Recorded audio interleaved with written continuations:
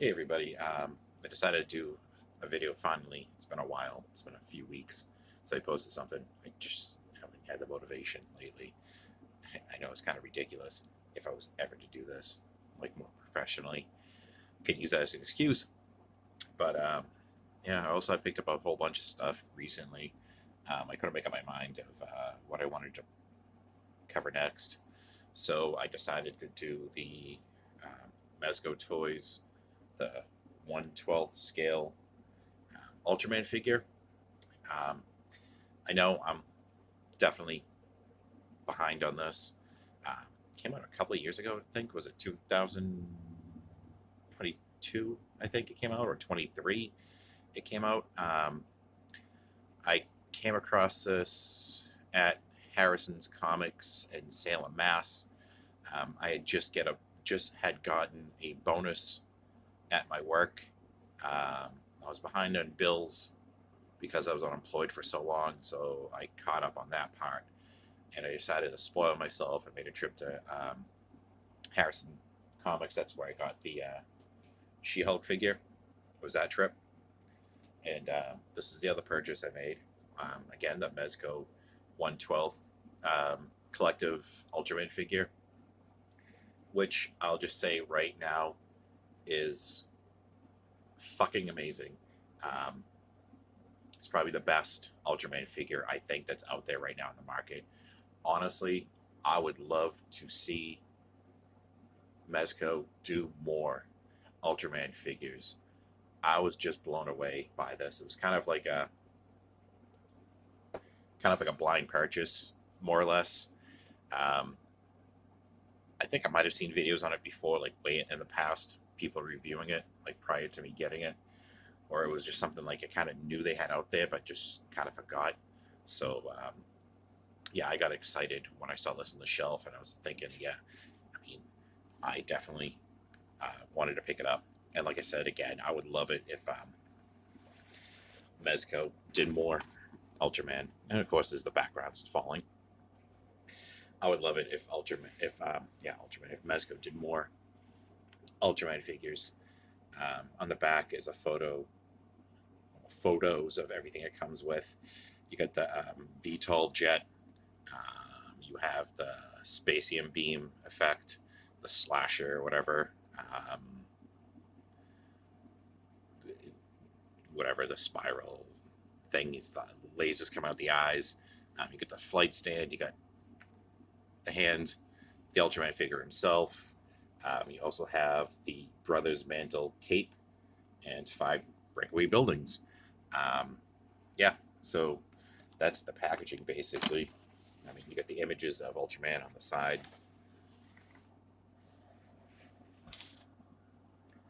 And more of the fist from the rest of the image that's on the cover, the front of the box, I should say. So let's just open this thing up.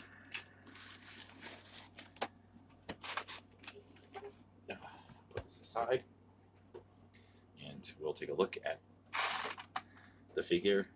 I'm probably not going to take everything out of this packaging, but I'll give my thoughts on it or whatnot. Um, so here is Ultraman himself. Uh, what a great looking figure. Like I said, I would love it if Mezco did more Ultraman from different series or whatnot. I mean, this thing's great. I love the idea of the suit you got over the buck body or whatever you want to say. Um, I think that's definitely the selling point for me. I mean, as stupid as that sounds, but I mean, think about it. Nope, bump's gonna stand. Um, Basically, the Ultraman outfits, I think were just basically they're based off of. I think they said wetsuits was similar to that, and yeah. So I mean, yeah, I have like the SH figure arts, and I have the Ultra X, and I have like another one. I forget what company made the Shin Ultraman figure that I have. They're great, you know, regardless. Those are still great figures, but I don't know, just something about the fact that, you know, this looks like literally they took, it was like Ultraman himself shrunk down to a 6-inch scale figure. I mean, they even got like the seam on the back of the suit, which I'm guessing is probably how the actor inside gets in and out. It's probably like Velcro or zippered or something like that. Um, yeah, and I'm not even worried about over the time, you know, the suit getting damaged from posing the figure, because if you ever watch a show, yeah, he's got the light up feature that I hit turned on by accident. But if you ever watch the show, like the first few episodes of Ultraman, the suit's in pretty rough shape. It was like their first go at it, and it was already after a few episodes, or during the first few episodes, the silver paint was like peeling off of it, and there was cracks in the material. And so I think if down the road, if this material starts peeling apart, it's just going to add to the effect of looking exactly like the Ultraman, the first suit. Because what was it? There was an Ultraman A suit, there was a B, and there was a C over the course of the original Ultraman series, where they kept making upgrades to the suit to make it look better and whatnot on camera. But yeah, if this thing starts cracking and starts falling apart, the material, it's going to look like the A suit. And I think that'll be pretty cool, to be honest. So yeah, I would love to see more Ultraman done this way. And of course, I'm a sucker for an Ultraman Zero. And if Mezco ever did an Ultraman Zero, I don't care if I had to put like $10 aside out of every paycheck. I mean, they're $100, $120 figure or something like that. So I mean, they're more expensive than a lot of the other stuff I collect, but at the same time, I do have a lot more expensive stuff. Um, but yeah, like I said, if they ever announced that Mezco 1/12 Collective was going to do more Ultraman figures, especially Ultraman Zero, like I said, I don't care. I'll put $10 aside and a fucking piggy bank to save money to get the Ultraman Zero if they ever did it. Um, Here's a close-up look, and it looks just like him the way he does in the show. And of course, hidden underneath the suit in the back, there's a button. His eyes light up and his color timer lights up. That is so fucking cool. The only thing I would say I would change about this figure, maybe, if they did a red color timer to show that the time is running out on it. I think that would be fucking awesome. You know, just get him just a quick pose or whatever. But yeah, I love this so much. There we go. That's what it looks like. Let me maybe click down a light. Yeah. I mean, that's fucking amazing. Articulation's pretty good. You know, double elbows in there, engine in and out, rotation, head moves up and down. I just wish it maybe looked up a little bit more so you could get him in that flying pose. I think feels like a ball joint lower torso and a ball joint upper torso. You get some decent crunch forward, some crunching back, double knees, you know, the whole ankles, whatnot. But yeah, me messing around with this, I just keep turn the light on and off. But yeah, that's fucking great.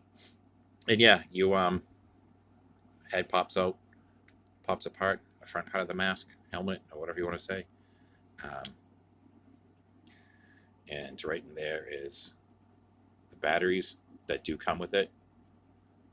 And didn't have my glasses on first try. Got the the batteries in there right the first time, and I was impressed with myself. But yeah, this fucking thing is great. I'll just shut this off for now so I'm not wasting the battery. But yep, that's the Ultraman. And as you can see, I don't have to necessarily take out every hand, but you got like 5 extra sets of hands, so it's like 12 hands altogether. It varies, varying poses, different grips and fists or whatnot. The fists come on the figure. Then you have the effect with the Spacium beam attached to one of the hands, which I think is fucking cool. I love the gradation,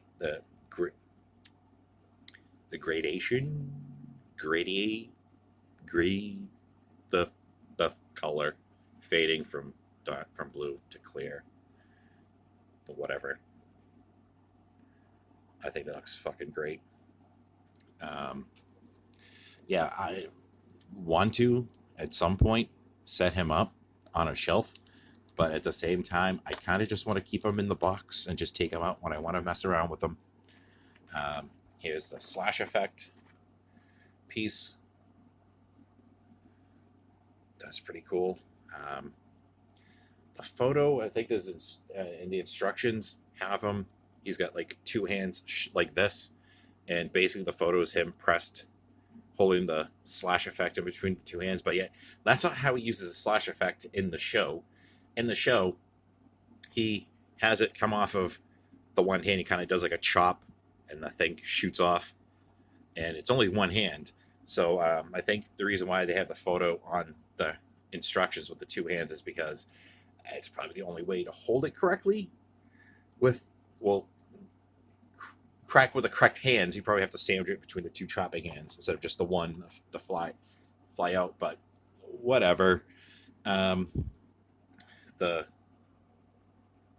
VTOL jet that the VTOL jet that the oh god, if kid the brain's not working right now. I forget the name of the fucking team that goes and investigates the kaiju attacks before Ultraman shows up. That's their jet. Pretty nice. Oh, I feel like a fucking moron forgetting the name of them. Special Police Science Patrol. That's it. Science Patrol. The spiral beam thing that he just basically, it just slides over his arm like so. It'd be cool if that lit up too, but I get it. You're gonna have probably, it wouldn't work in the action figure, having wires and shit like that in the arm will probably take away from the posing. But that would be cool if that lit up. And then we have this right here, which is a faceplate basically with eye lasers coming out. Again, kind of a yellowish to match the color of the eyes on the helmet. And the further out it goes, it's a translucent blue. And yeah, it almost looks like that tip got damaged, but I think that's just probably when they clipped it out of the mold or something. But yeah, basically, it's a simple pop off the one face plate, snap on the other one, and there you go. I'm trying to think. God, it's been, and I have watched this Ultraman series, the original series, but it's been so long. I forget. I even forgot like some of these weapons. I had to go back and I didn't watch like the full series, but I watched basically a review talking about Ultraman. One of the channels I'm following myself, and those quick shots of him using the different showing off the different weapons and, quick cuts of the battle. But I really don't remember the eye thing. And I don't remember if we saw the eye thing in the review. I mean, I could always just go back and watch it again. I have those things on Blu-ray anyways. But, yeah. I mean, that's...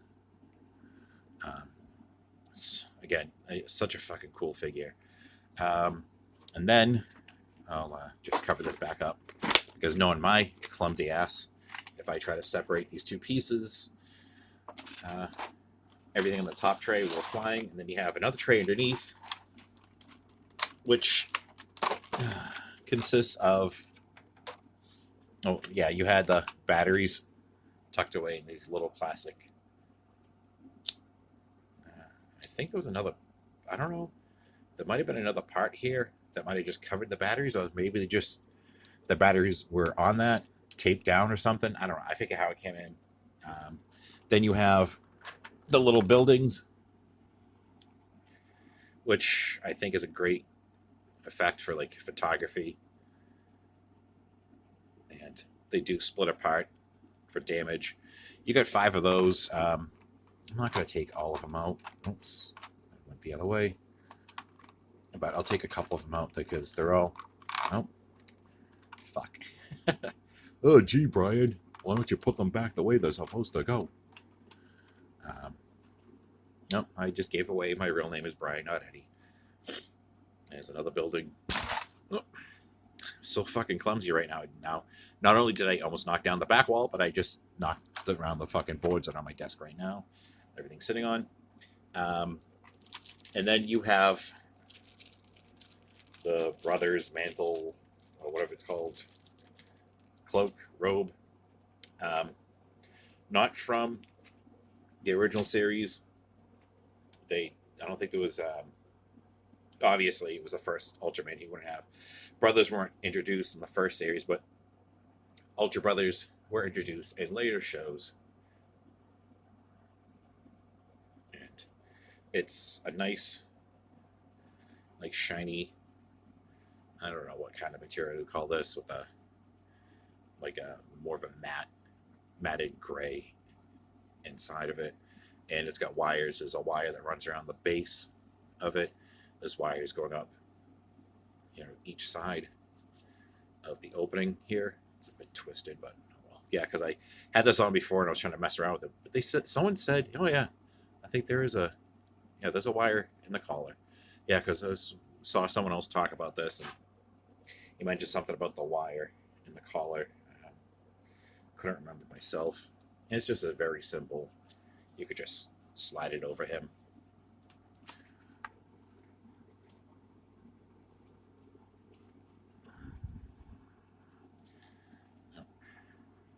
Gives a different look. And I kind of wish it maybe sat a little bit more relaxed on him, because these shoulders are up higher than the figure shoulders themselves. But yeah. Yeah, bend the cape out on the wire a bit. There we go. Get the lights on. Get the whole effect. But yeah, because once you start moving the arms around, I mean, you could try to move the... Yeah, see?